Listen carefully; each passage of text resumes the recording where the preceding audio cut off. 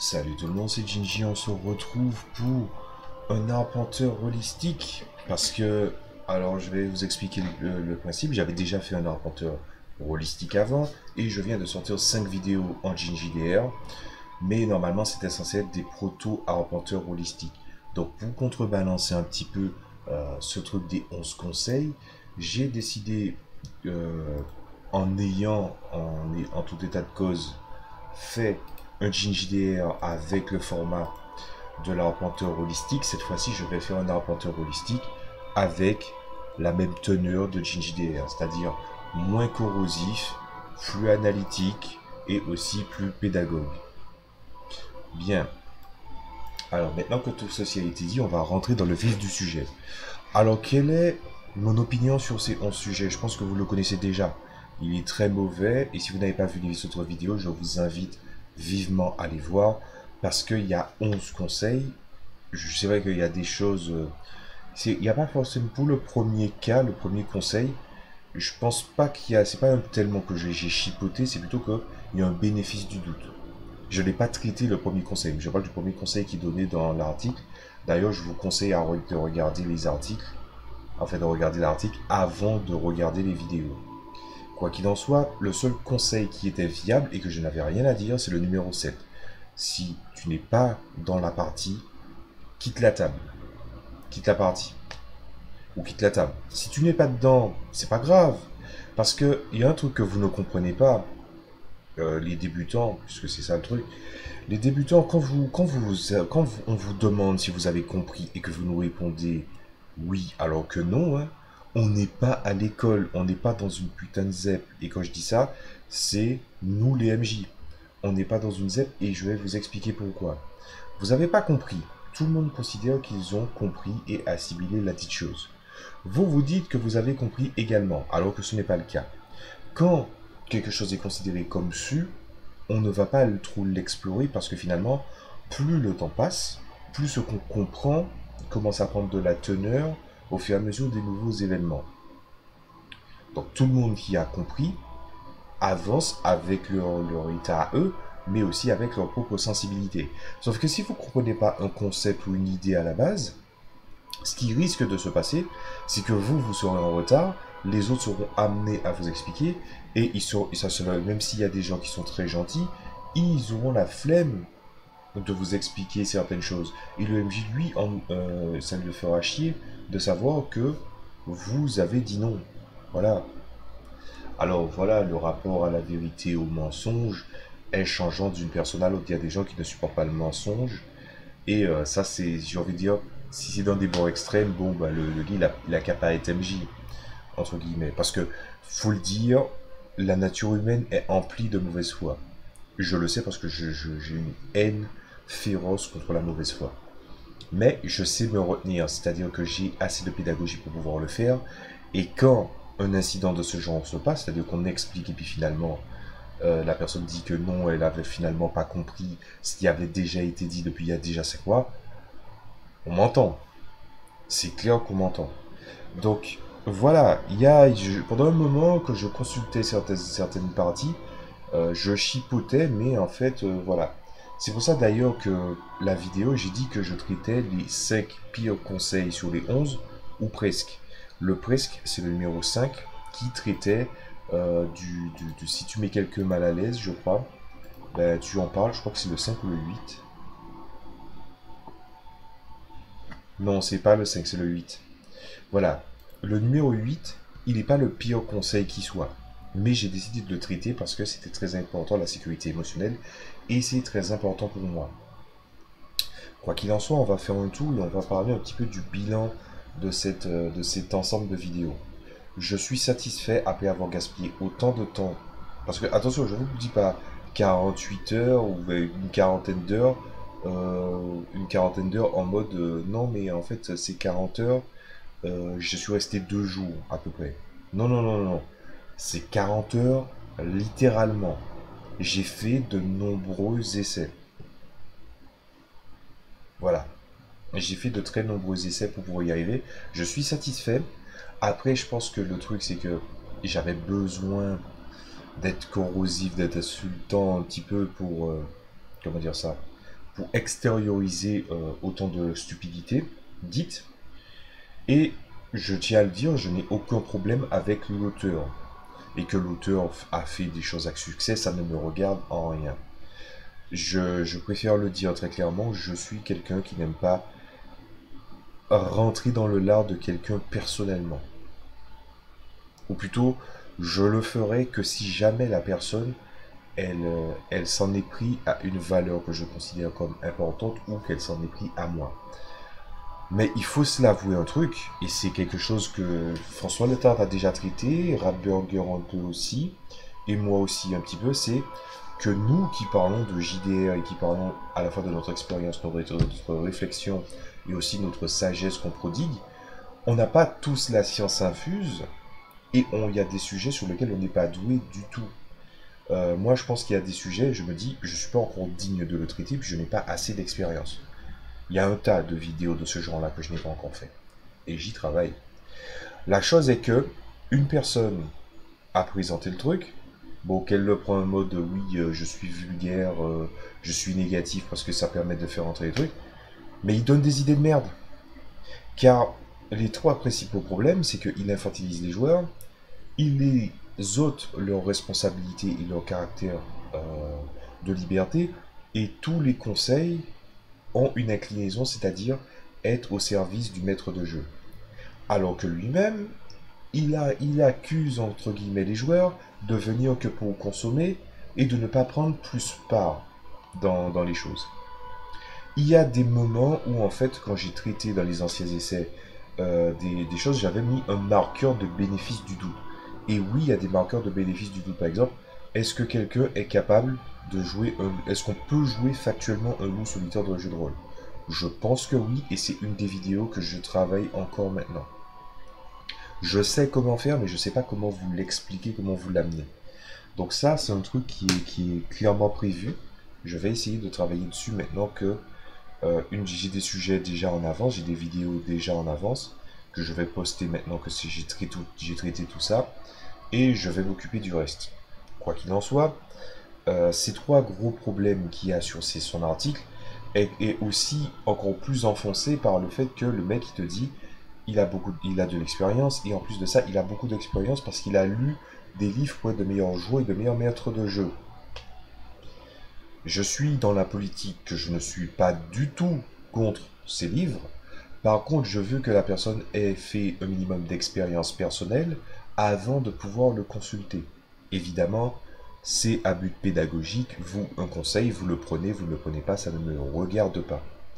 Mais une personne va être confrontée à ses problèmes, à son expérience avec les gens de sa table. Les gens de ma table, c'est pas les gens de la table, je sais pas moi, de Christophe des Pilules Rouges, ou de Radburger, soit Letard, ou d'Atomic Fusion. Bah non, parce que les gens sont très différents. Il y a peut-être des points de convergence, et aussi c'est vrai qu'il y a des caractères, des gens qui... Comment dire ça? Alors je vais dire ça, mais c'est assez violent ce que je vais dire. C'est que moi j'appelle ça les blocs gris. Les blocs gris, c'est que les gens sont presque en personnalité, c'est qu'ils ont une personnalité tellement, pas monolithique, mais tellement rigide, et en plus de ça, tellement terne, que j'appelle ces gens-là les blocs gris. C'est-à-dire, vous connaissez ces gens, vous en avez forcément un dans votre vie, qui ne parle que par comment dire ça, que par des maximes, ou voilà, des adages, ou voilà, ce genre de choses. Moi, par exemple, j'en ai eu un. Et quand j'ai vu une autre personne, ben, j'ai pas trop vu de différence au niveau de la personnalité. Peut-être qu'il y a le mode de vie, mais le mode de vie n'a pas l'air de les avoir suffisamment changé pour que je voie une différence. Voilà. Après, les plus grands spécialistes des théories disent ah, est-ce que ça ne va pas dans le prolongement de la théorie qu'en fait on vit une simulation? Je ne répondrai pas à ça, c'est juste absurde. Évidemment il peut y avoir des gens qui ont des personnalités qui se ressemblent. Voilà, c'est tout à fait normal. Mais quoi qu'il en soit, je pense que l'alchimie entre plusieurs personnes dans une table, et même si on prend la notion des trois valeurs essentielles dont j'ai déjà parlé, ben les trois valeurs négatives aussi jouent. C'est-à-dire que quelqu'un peut très bien être toujours en retard, toujours une excuse pour ne pas venir parce que oui, il avait telle chose à faire, ou encore que ben, jouer avec lui, c'est pas si fun parce qu'en fait, il est insultant envers tout le monde. Voilà. Mais vous avez tout un ensemble de terreaux qui vous permet d'évoluer et aussi de comprendre autrui, qui fait que s'il reste longtemps à votre table, puisque s'il y a bien un truc qui fait chier les gens de nos jours, c'est la fidélité d'une table, le fait de rester auprès d'une table, ben pour cela, il faut que vous fassiez vos erreurs, parce que votre façon de résoudre un problème ne sera peut-être pas adaptée à la personne en face. Tout en sachant aussi qu'il y a des énormes paramètres qui sont du domaine du personnel. Dans l'exemple du la personne triche, il y a des gens qui te disent pourquoi la personne a décidé de tricher, il faut rester et en parler. Non. Je considère que non, on ne va pas en parler. D'ailleurs, quitte à en parler, je vais vous en parler rapidement. Quand j'ai fait ma tablée, je savais qu'est-ce que je voulais y faire. Je voulais améliorer mon jeu. Je prépare déjà une actual play. Et j'ai tout dit, j'ai rien dit. Mon premier jeu de rôle, j'y ai consacré l'univers, j'y ai consacré 20 ans de ma vie. C'est-à-dire 2 tiers. En fait, 2 tiers dans 3 jours. Puisqu'on est le 13 décembre au moment où je parle. Ben, j'y ai consacré 20 ans. C'est depuis voilà, j'y ai consacré 20 ans. Et quand je dis j'y ai consacré quand je dis 2 tiers de ma vie, c'est vraiment 2 tiers de ma vie. Mais l'anniversaire des 20 ans de l'univers que j'ai fait, c'est le 11 septembre 2021. Ça fera 20 ans totalement que je gère ça. Quoi qu'il en soit, après avoir... comment dire ça? Après avoir su ce que je voulais faire, ma tablette, je veux dire, j'en ai déjà parlé, elle était basée sur le simple fait que j'avais un ami qui me devait un service, je lui demandais est-ce qu'il savait qu'est-ce qu'était le JDR, il disait oui dans les grandes lignes, il s'était renseigné. Des gens se sont greffés à la table au fur et à mesure qu'ils entendaient un petit peu que j'ouvrais une table, parce que j'étais à l'école d'art à ce moment-là, et que du coup ça m'a donné ma tablette. Pourtant j'avais des tas de tutos qui expliquaient, plus récemment, en plus c'était quelques jours avant, enfin c'était quelques jours avant, je crois que c'était 1 ou 2 jours, le moment où j'ai annoncé ça à mon pote, je crois que c'était un jour avant l'épisode 0 et 1 d'aventure. Voilà. Mais le jour où j'ai vraiment commencé à avoir un gros bloc de gens qui viennent, c'était 2 jours après. Et l'essentiel du groupe que j'avais restreint, que j'avais décidé, c'était un jour avant.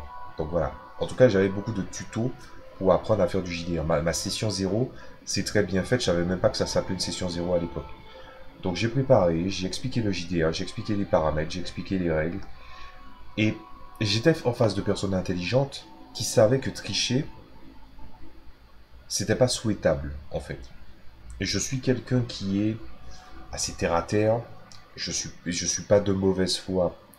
Donc il n'y a aucun intérêt que j'accepte que les gens le soient avec moi.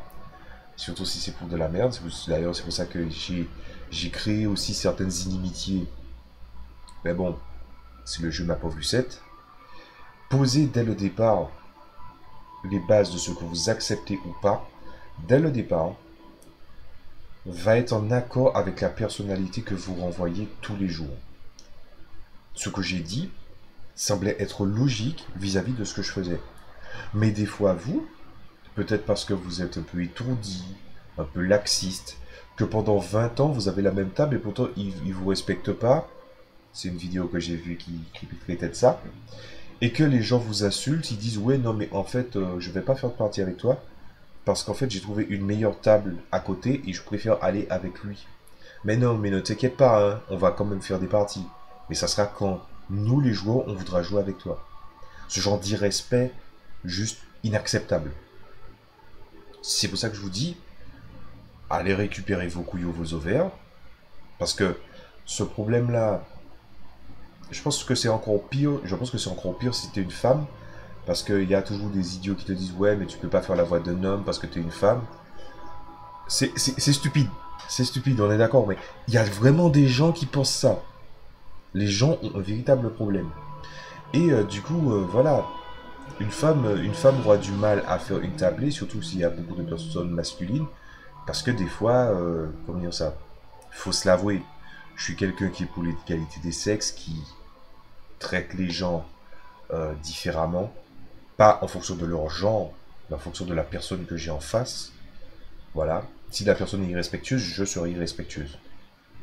Mais on se retrouve dans un monde où malheureusement les gens sont des parfaits connards, où ils se disent ah mais c'est une femme et je vais rester en contact, mais je vais draguer en personnage, je vais draguer le MJ.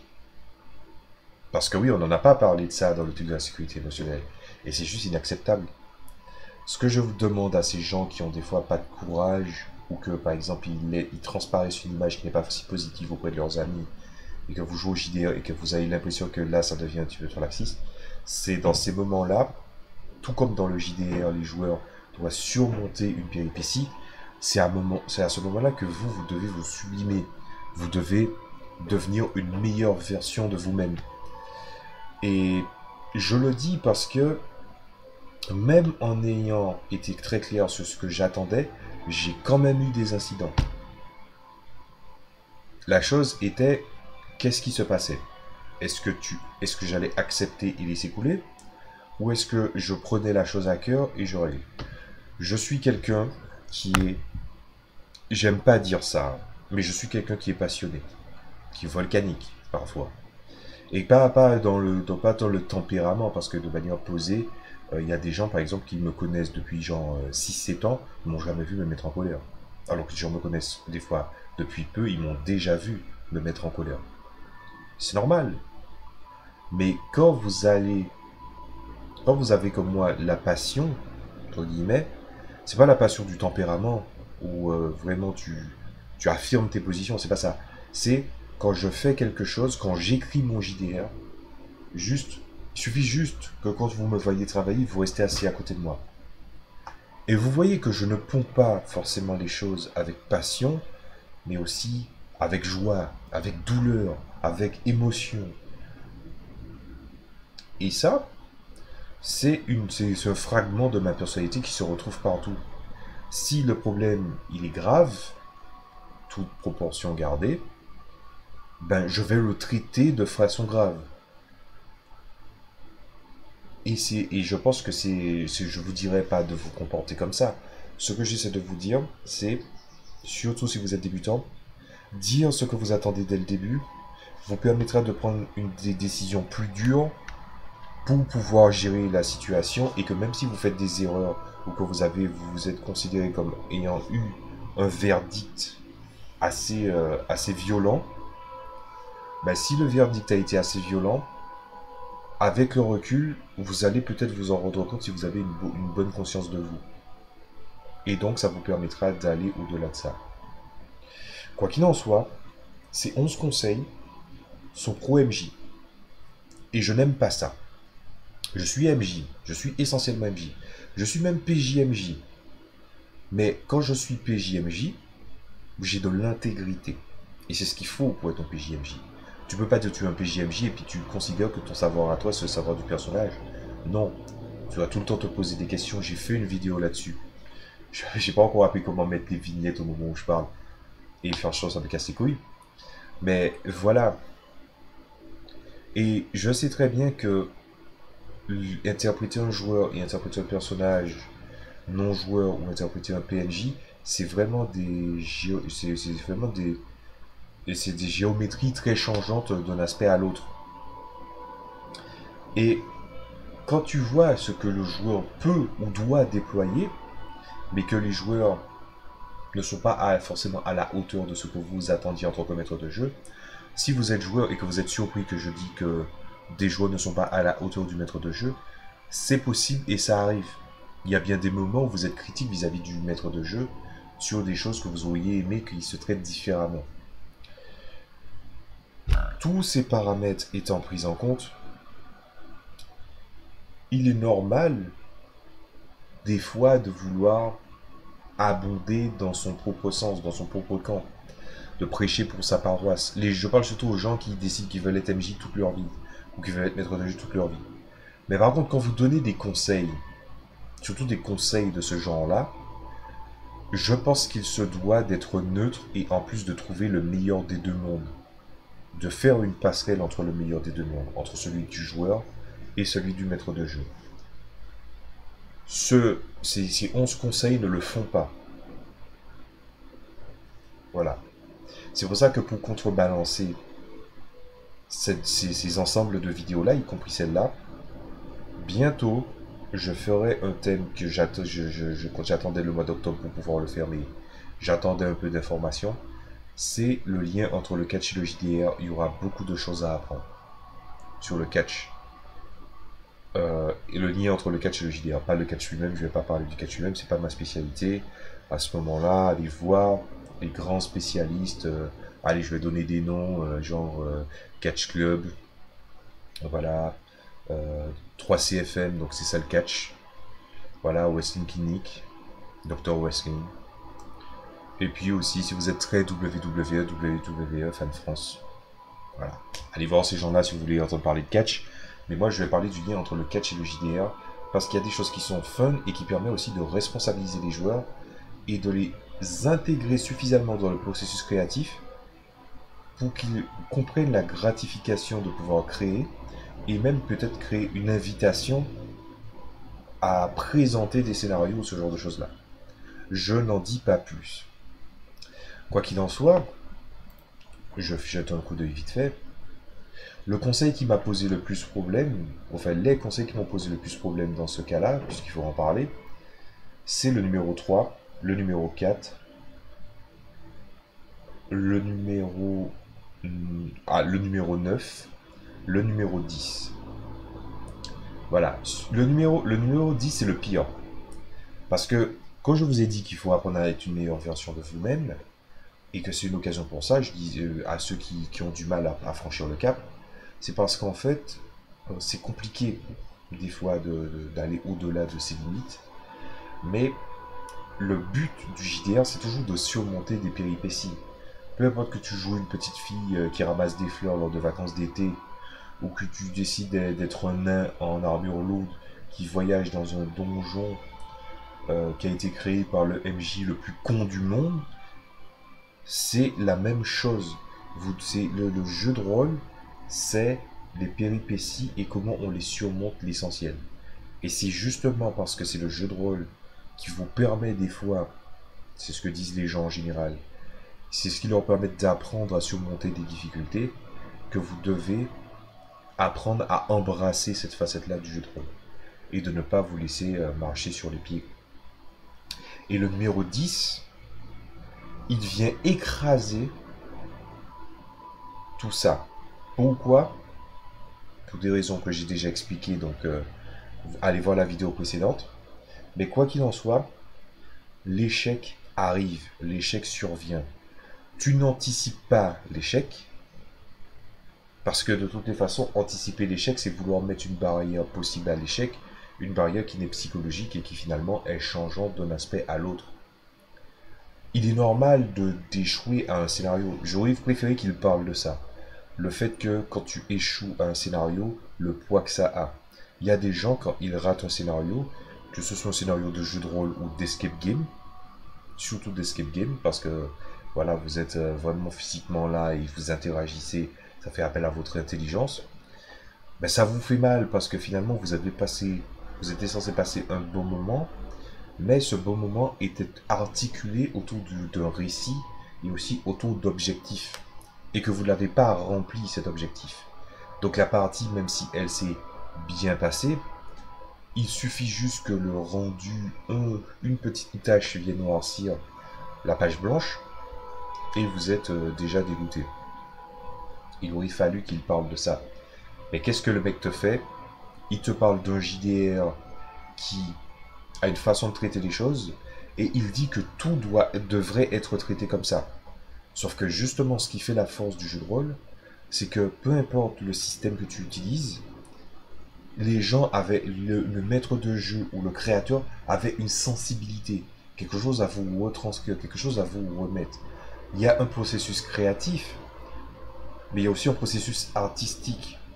Et il y a aussi il y a un processus d'intention également. Et le mec, il s'assoit sur le processus d'intention en te donnant des exemples au départ qui parlent d'un certain modèle. C'est-à-dire que par exemple, il parlait des dés. Mais on s'en fout. Parce que le mauvais perdant, c'est un mauvais perdant. J'ai déjà parlé de ça dans une vidéo. Voilà, cherchez un symbole de trèfle à 4 feuilles sur 2 vidéos, vous le trouvez. Mais tu n'entends jamais les mauvais perdants se plaindre des dés autrement que quand ils échouent.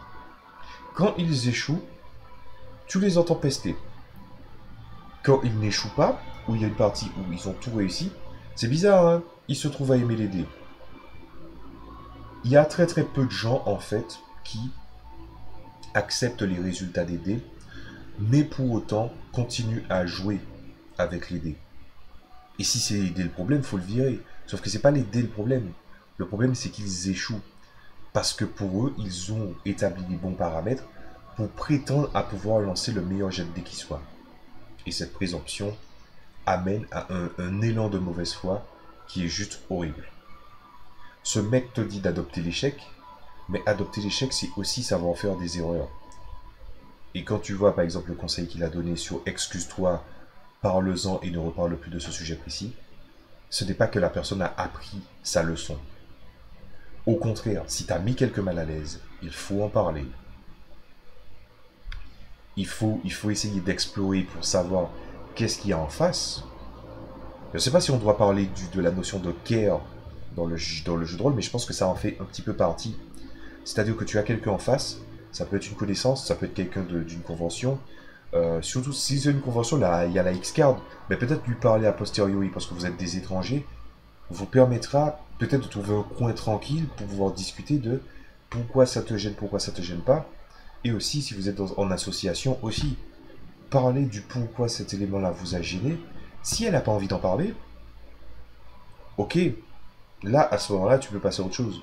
Mais si elle t'explique pourquoi elle est mal à l'aise, tu en sauras un peu plus sur la personne. Et à ce moment-là, il y a vraiment un lien qui se tisse, pas forcément un lien d'amitié. Parce que, étant donné, le jeu de rôle te permet de te faire des amis, oui, mais c'est pas forcément un truc qui arrivera. Mais par contre, avoir, avoir une quête du respect de tout le monde à la table, et aussi de la parole de tout le monde à la table, ben, c'est quelque chose d'important. Ce qui est intéressant aussi, c'est que il y a aussi cette notion où dans le jeu de rôle, des fois, il y a des comportements qui sont... C'est un petit peu comme... je pense au problème un petit peu de le même axe que les gens qui jouent au jeu du loup-garou, mais pas en trichant, mais juste en frustrant les autres joueurs. On va prendre Among Us. C'est-à-dire que vous avez un joueur, c'est un truc que j'ai déjà vu sur Twitch, si vous avez un joueur qui est souvent celui qui présente la vidéo, ben, on veut à tout prix le présenter comme suspect pour le frustrer. Ou bien tu joues à Fall Guys et puis tu te fixes derrière le gars que tu sais qui est en train de streamer parce qu'il t'a invité dans la partie ou qu'il a rejoint ta partie. Bah non, c'est pas, ce n'est pas ce comportement-là à avoir. Tu ne dois pas nuire sous prétexte que justement il y a une notion de bonne foi. Un jeu qui fait appel à la mauvaise foi et que de base tu pars du principe qu'une personne a la mauvaise foi parce que tu as envie qu'elle soit tout le temps éliminée, ce n'est pas une partie saine. C'est pour ça que le jeu du loup-garou ou Among Us, je ne sais pas si je commencerai un jour. Voilà. Quoi qu'il en soit, dans le jeu de rôle, c'est souvent chiant de savoir qu'il y a une personne qui s'est trompée à de très nombreuses reprises, et puis que soudainement, des gens commencent à s'accoutumer au fait, en prenant comme raccourci que, mais de toutes les façons, il se trompe tout le temps, on ne va pas l'écouter. Non, la parole a bel et bien un impact. Et c'est ça que j'aurais aimé voir dans ces conseils-là. C'est souvent ce qui fait pécher, ce qui fait tomber un jeu de rôle, une partie de jeu de rôle, bah, dans le précipice de la frustration pour quelqu'un, c'est des trucs très très faux, très très très très faux, mais aussi empreints de certain immobilisme. Il a l'habitude d'échouer, pourquoi je lui demanderais de faire quelque chose? Il a des mauvais conseils, je me demande pourquoi on devrait l'écouter. Oui, il lance les dés n'importe comment. Bon, voilà. C'est chiant de devoir être pénible à ce point-là. Voilà. C'est toutes ces petites choses-là qui fait que ces 11 conseils auraient pu être mieux faits. Voilà. Sauf qu'on ne va pas juger un truc qui date d'aussi longtemps, hein. C'est pas l'intention. L'intention n'est pas de faire le procès, c'était pas mon intention, c'est pas de faire le procès de cet article ou de son auteur, c'était plus de savoir que des gens vont voir ça, et ils vont peut-être se dire que oui, il a peut-être raison, sans vraiment connaître le sujet. C'est ça qui était dérangeant. Donc moi, ce que je vous propose, c'est déjà de regarder les 5 vidéos, mais aussi d'explorer l'essentiel du sujet et de dire ce que vous en pensez. Faites-le en commentaire si vous avez des choses à dire, mais je ne traiterai pas le reste des conseils. Ça fait depuis 2018 que je veux traiter cette vidéo, et à chaque fois j'ai eu des retours, il y a des gens qui étaient censés m'aider, mais du coup on a pris des directions différentes. C'était très compliqué. Donc, la seule chose que je peux vous dire là, c'est que ce qui est écrit dans un livre et ce qui est écrit dans un article ne fait pas acte de foi. Ce sont des êtres humains derrière et que des fois, il y a des gens, ils se disent, oui, mais c'est écrit, c'est que ça doit être vrai. Et c'est quelque chose qui est très dangereux, en fait, de penser comme ça. Apprenez à vous émanciper, rebellez-vous, remettez les choses en question. Remettez-moi en question aussi, ou les gens qui vous parlent de jeu de rôle. Parce que nous, on attend que ça. Hein. Parce que si on parle du jeu de rôle et de la réflexion autour, ben si cette réflexion est nourrie aussi par des objections, ben forcément, ça ne serait que profitable qu'on finisse par répandre toutes ces choses. Voilà. Donc, faisons la chose comme ça. Et moi, ce que je vais vous dire, c'est à la prochaine fois pour d'autres vidéos. Donc, j'ai déjà une vidéo qui est prête.